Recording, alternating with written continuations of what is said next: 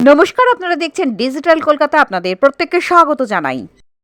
আমি অ্যাঙ্কার রূপাই ঘোষ আপনাদের সাথে। চলুন বন্ধুরা, আজকের নিউজ দেখে নেওয়া যাক। 15/5/2026 কলকাতার রুবি হসপিটালে একটা ডাক্তারি আলোচনার আয়োজন করা হয়।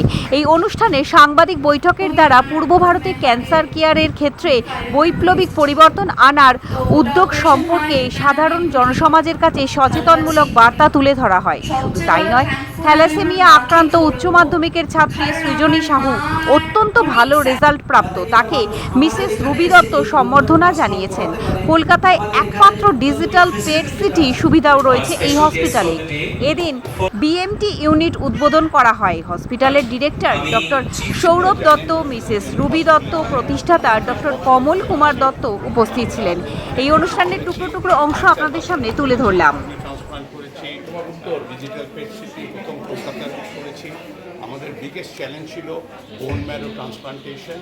কেন বোন ম্যারো ট্রান্সপ্লান্টেশন ওয়েস্ট বেঙ্গলের মানুষ আর ইস্টার্ন ইন্ডিয়ার মানুষ সবাই সাউথ ইন্ডিয়াতে চলে যাচ্ছে কি বিদেশে চলে যাচ্ছে। আমরা বোন ম্যারো ট্রান্সপ্লান্ট ইউনিট খুলেছি।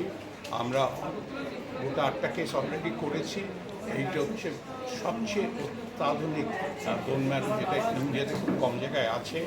অ্যান্ড আমাদের হচ্ছে যে জনগণের সেবা করা, যাদের অ্যাডাল্ট আর পিডিয়াট্রিক যাদের ব্লাড ক্যান্সার আছে তাদের বোন ম্যারো ট্রান্সপ্লান্ট করে অনেককে আমরা সুস্থ করতে পারব, সেই আশা করেই আমরা বোন ম্যারো ট্রান্সপ্লান্ট করছি।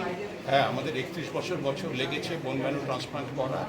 ইট ইজ সবচেয়ে ডিফিকাল্ট ট্রান্সপ্লান্ট প্রোগ্রাম হচ্ছে বোন ম্যারো ট্রান্সপ্লান্ট। কেন একটু ইনফেকশন হলেই পেশেন্ট মারা যায়। তাই জন্যে আমাদের 6টা বেডে most advance bone marrow transplant করতে পেরেছি।